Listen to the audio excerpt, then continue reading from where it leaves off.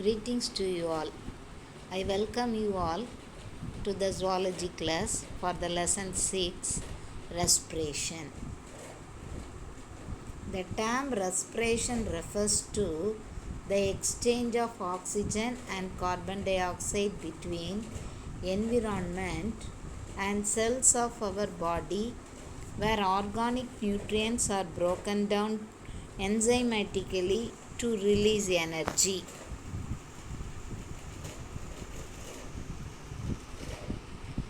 Functions of respiratory system.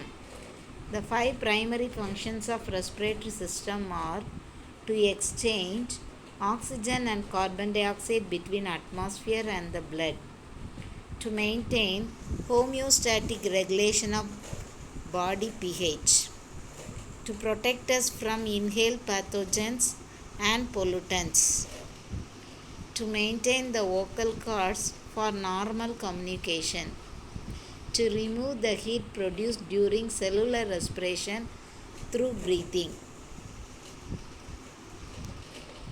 The respiratory organs in various organisms. In animals like sponges, coelentrates, and flatworm, exchange of gases takes place through the body surface by simple diffusion. Earthworms use their moist skin where insects have tracheal tubes. Gills are used as respiratory organ in most of the aquatic arthropods and mollusks. Among vertebrates, fishes use gills. Amphibians, reptiles, birds, and mammals have well vascularized lungs. The frogs spend most of the time in water and also use their moist skin for respiration along with lungs. See the various respiratory organs in various organisms.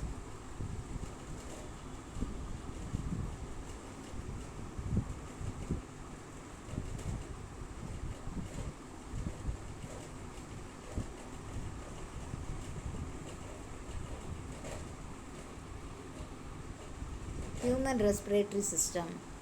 The respiratory system include the external nostril, nasal cavity, the pharynx, the larynx, the trachea, the bronchi and bronchioles, and the lungs which contain the alveoli.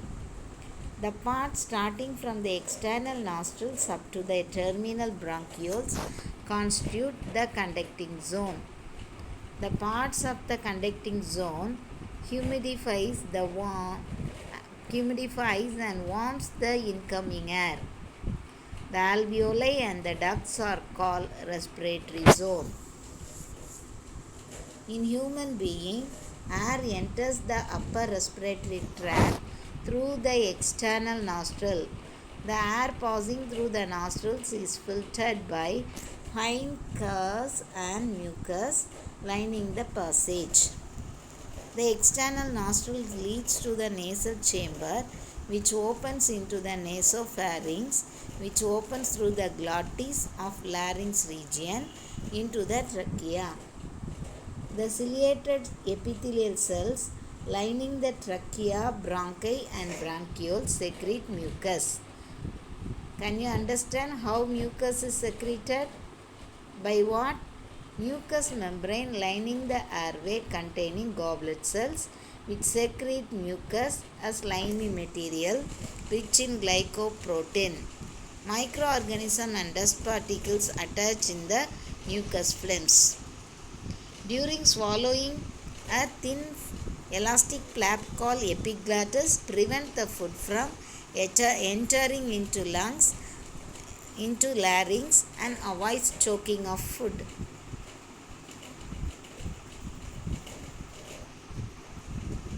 Larynx.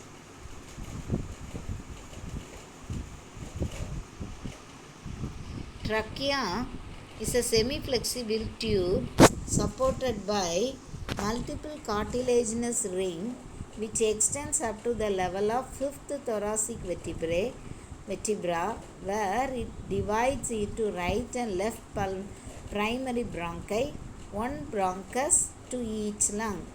Within the lungs, the bronchi divides repeatedly into secondary and tertiary bronchi and further divides into terminal bronchioles and respiratory bronchioles. Bronchi have C-shaped curved cartilage plates to ensure that the air passages does not collapse or burst as the air pressure changes during breathing. See here the C-shaped that curved cartilage.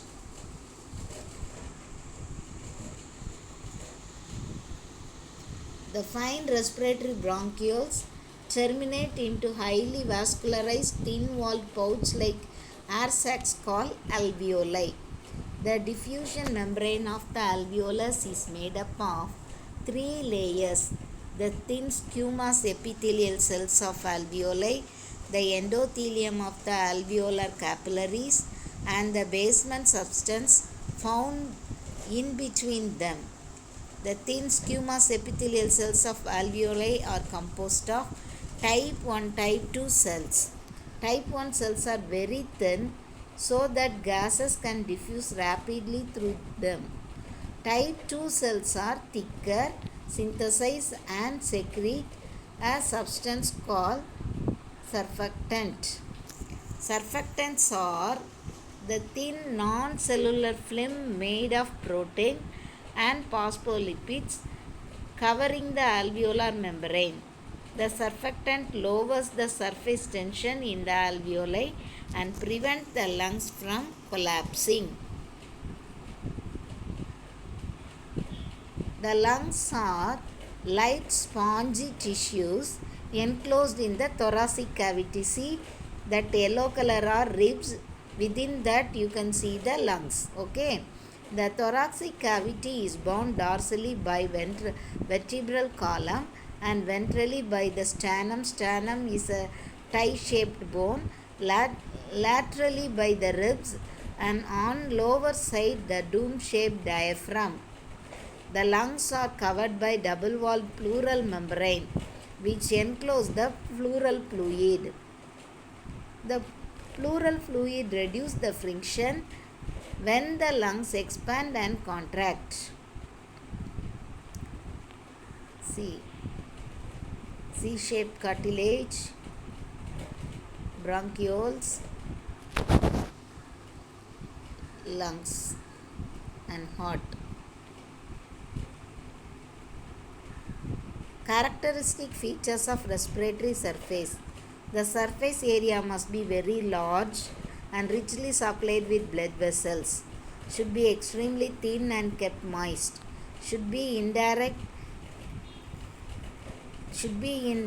contact with the environment. Should be permeable to respiratory gases. The steps involved in respiration.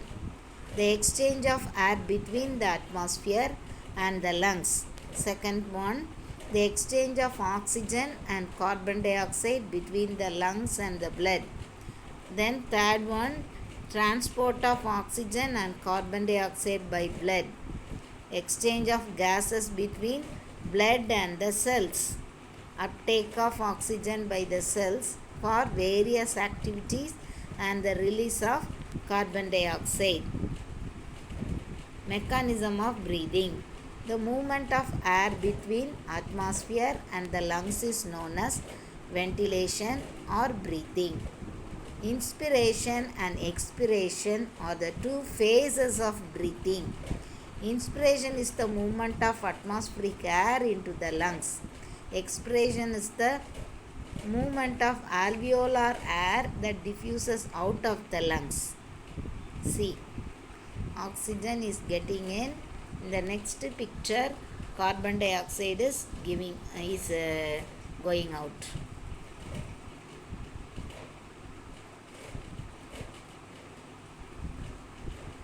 Lungs expands and contracts by the movement of ribs and diaphragm.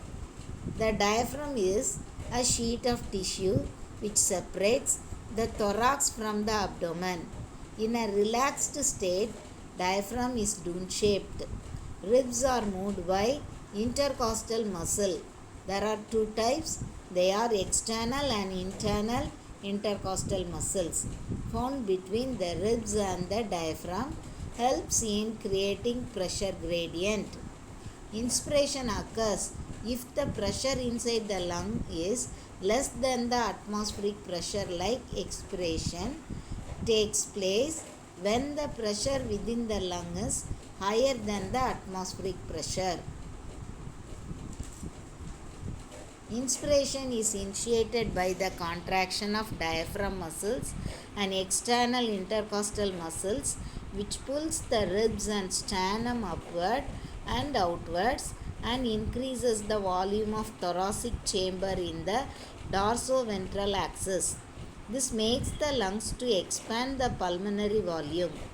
The increase in pulmonary volume and decrease in the intrapulmonary pressure forces the fresh air from outside to enter the air passages into the lungs to equalize the pressure. This process is called inspiration. Relaxation of diaphragm allows the diaphragm and the sternum to return to its dome shape, and the internal intercostal muscle contract, pulling the ribs downwards, reducing the thoracic volume and pulmonary volume.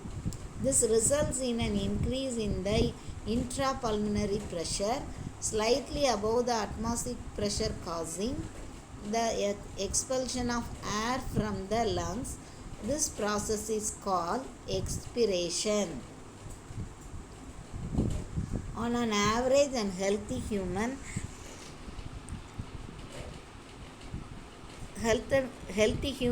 breathes 12 to 16 times per minute. An instrument called spirometer is used to measure the volume of air involved in breathing movement for clinical assessment of a person's pulmonary function. You have to blow air through this tube and the ball should reach the greatest height. Respiratory volumes.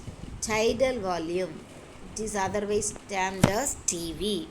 Tidal volume is the amount of air inspired or expired with each normal breath. It's approximately 500 ml. A normal human adult can inspire or expire approximately 6,000 to 8,000 ml of air per minute. Inspiratory reserve volume, IRV. Additional volume of air a person can inspire by forceful inspiration is called inspiratory reserve volume. The normal value is 2500 to 3000 ml. Expiratory reserve volume, ERV. Additional volume of air a person can forcefully exhale by forceful expiration is called expiration reserve volume. The normal value is 1000 to 1100 ml. Residual volume, the RV. The volume of air remaining in the lungs after a forceful expiration. It's approximately 1100 to 1200 ml. Vital capacity, VC. The maximum volume of air that can be moved out during a single breath following a maximal inspiration. VC is equal to ERV plus TV plus IRV. Inspiratory capacity, IC. The total volume of air a person can inhale after normal expiration. IC is equal to TV plus IRV. Total lung capacity. The total volume of air which the lung can accommodate after forced inspiration is called total lung capacity. It is approximately 6000 ml. Total lung capacity is equal to vital capacity plus RV. Minute respiratory volume. The amount of air that moves into the respiratory passage per minute is called minute respiratory volume. It is 6 liters per minute. Dead space.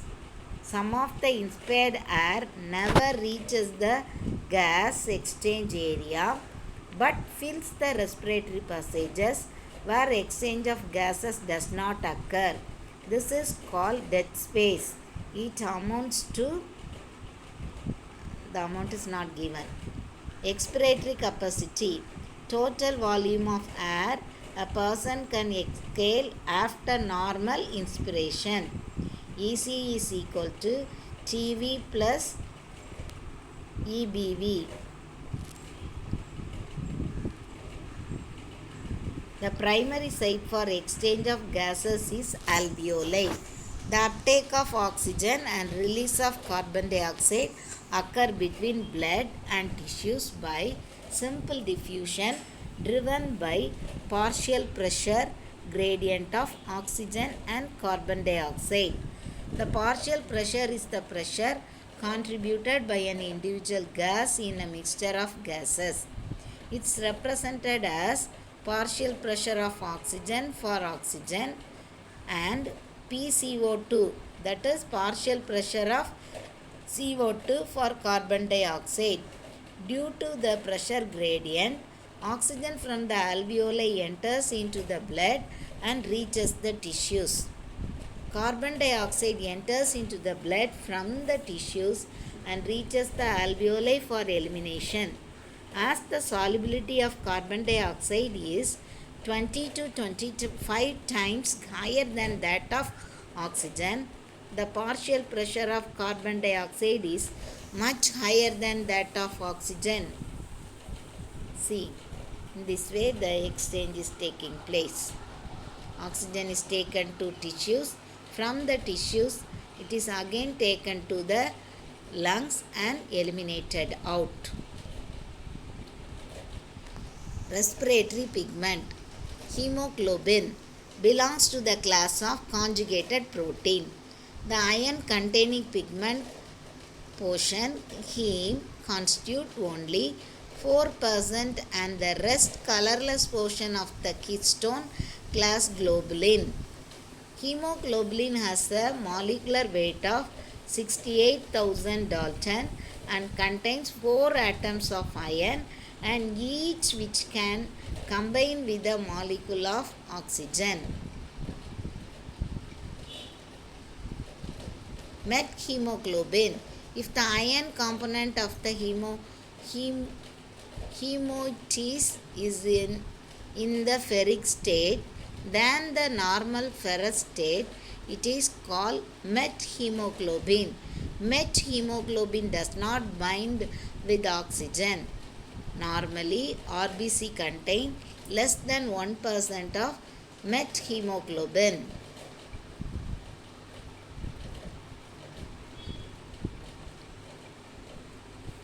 Transport of gases. Transport of oxygen first. The molecular oxygen is carried in the blood in two ways.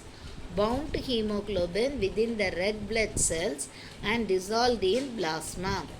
Oxygen is poorly soluble in water, so only 3% of oxygen is transported in the dissolved form. 97% of oxygen binds with hemoglobin in a reversible manner to form oxyhemoglobin. Each hemoglobin carries maximum of 4 molecules of oxygen.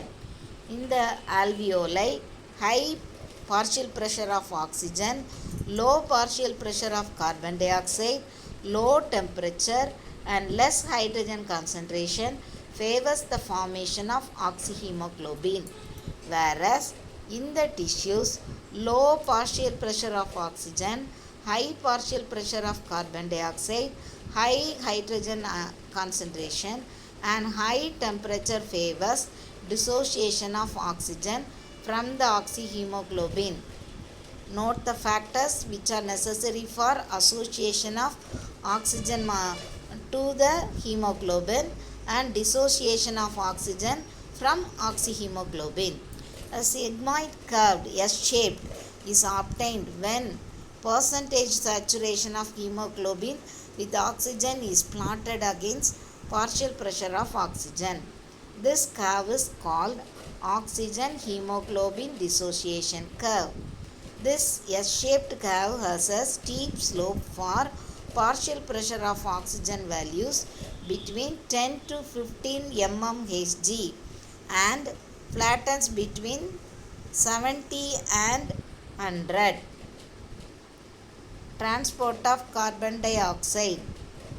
Blood transport carbon dioxide from the tissue cells to the lungs in three ways. 1. Dissolved in plasma. 2. Bound to hemoglobin. 3. As bicarbonate ions in plasma. Dissolved in plasma, about 7 to 10% of carbon dioxide is transported in a dissolved form in the plasma. Then bound to hemoglobin, about 20 to 25%. Dissolved carbon dioxide is bound and carried in the RBC as carbaminohemoglobin. As bicarbonate ions in plasma, about 70% of carbon dioxide is transported as bicarbonate ions. This is influenced by partial pressure of carbon dioxide and the degree of hemoglobin oxygenation. RBCs contain a high concentration of the enzymes carbonic anhydrase, whereas small amount of carbonic anhydrase is present in the plasma. At the tissues, the partial pressure of carbon dioxide is high due to catabolism and diffuses into the blood to form HCO3 and H plus ions, bicarbonate and hydrogen ions. When carbon dioxide diffuses into the RBC, it combines with water forming carbonic acid catalyzed by carbonic anhydrase. Carbonic acid is unstable, dissociate to hydrogen and bicarbonate ions. Carbonic anhydrase facilitates the reaction in both directions. Carbon dioxide plus H2O, carbonic in the presence of carbonic anhydrase gives H2CO3, that is carbonic acid. Carbonic anhydrase and bicarbonate ion, negative charge and hydrogen. The HCO3 moves, that is bicarbonate ions moves quickly from the RBC into plasma where it is carried to lungs. At the alveolar site, the partial pressure of carbon dioxide is low.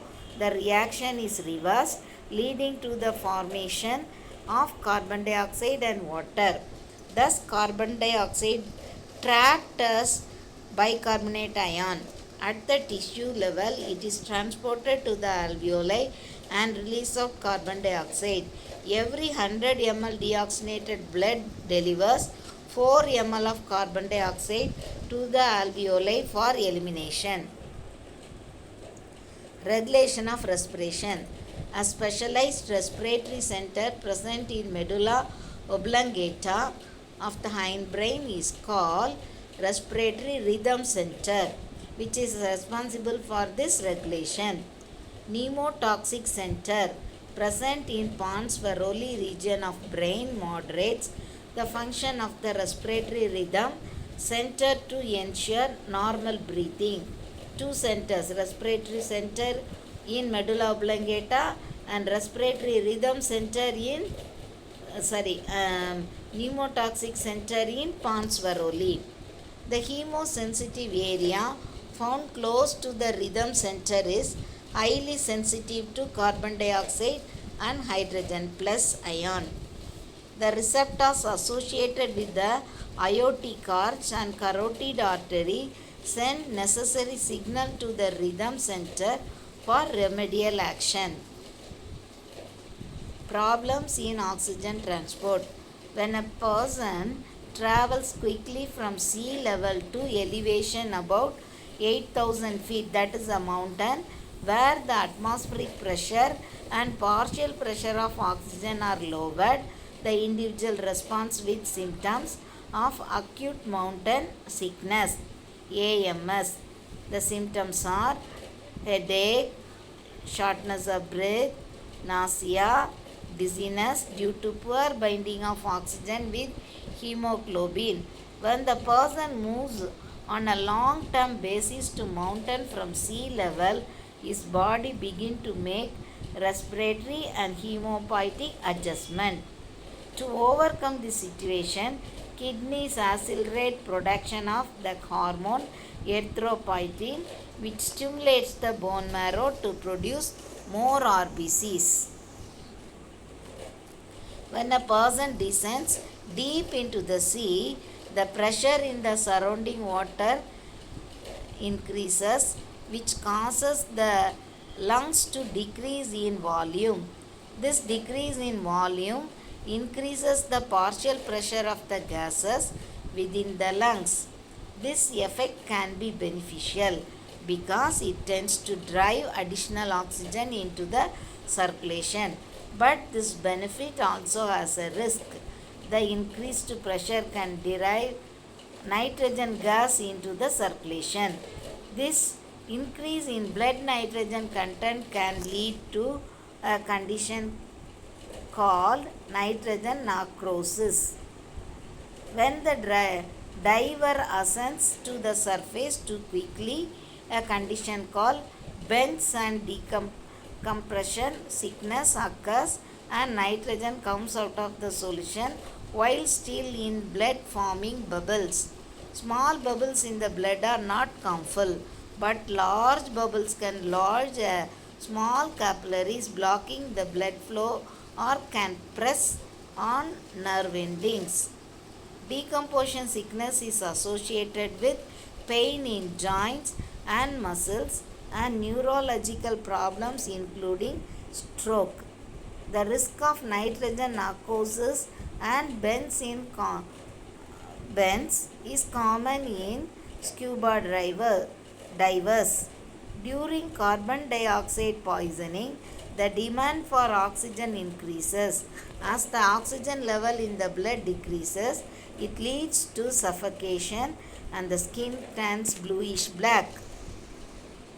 Nitrogen narcosis symptoms: lightheadedness, showing of mental activity, show short-term memory problems, perception of time affected, perceptual narrowing.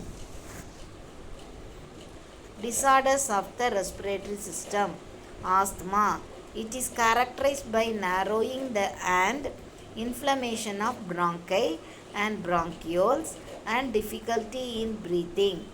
Common allergens for asthma are dust, drug, pollen grain, certain food items like fish, prawn, and certain fruits, etc. Asthma is nothing but inflamed bronchial tube. Emphysema. Emphysema is chronic breathlessness caused by gradual breakdown of the thin wall of alveoli, decreasing the total surface area of gaseous exchange. That is, widening of the alveoli is called emphysema. The major cause for the disease is cigarette smoking, which reduces the respiratory surface of alveolar walls. See, the area become increased. Bronchitis. Bronchi, when it gets inflated due to pollution, smoke, and cigarette smoking, cause bronchitis. The symptoms are cough, shortness of breath, sputum in the lungs. Pneumonia, inflammation of lungs due to infection caused by bacteria or virus is called pneumonia. The common symptoms are sputum production, nasal congestion, shortness of breath, sore throat, etc. Tuberculosis is caused by Mycobacterium tuberculosis. This infection mainly occurs in the lung and bones. Collection of fluid between lungs and chest wall is the main complication of this disease. Occupational respiratory disorders. The disorders due to one's occupation of working in industries like grinding or stone breaking, construction sites, cotton industries, etc. Dust produced affect the respiratory tracts. Long exposure can give rise to inflammation leading to fibrosis.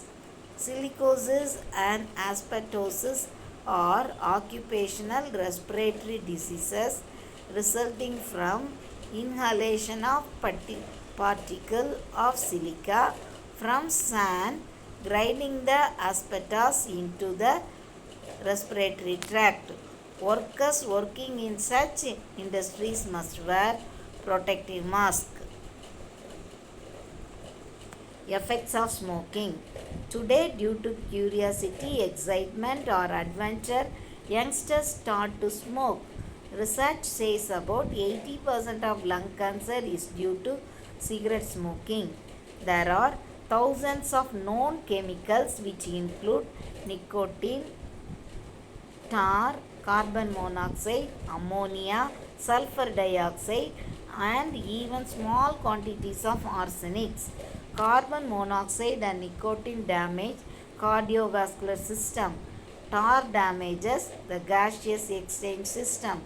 Nicotine is a stimulant which makes the heartbeat faster and the narrowing of blood vessel, resulting in raised blood pressure and coronary heart diseases. Smoking causes lung cancer, cancer of the mouth and larynx, cancer of the stomach, pancreas and bladder, and lowers the sperm count in men. Smoking can result in emphysema and chronic bronchitis. These two diseases, along with asthma, are often referred as chronic obstructive pulmonary disease (COPD). Next one, risk from smoking tobacco. Same the one, smoking. It damages every part of the body. See, head and neck. It affect cancer in head and neck, lung, then leukemia, stomach, kidney, pancreas, colon, bladder, and cervix, and causes chronic diseases like stroke, blindness, gum infection, aortic rupture, heart diseases, pneumonia, hardening of the arteries, chronic lung disease and asthma, reduced fertility, and hip fracture. Okay, that's all. Thank you.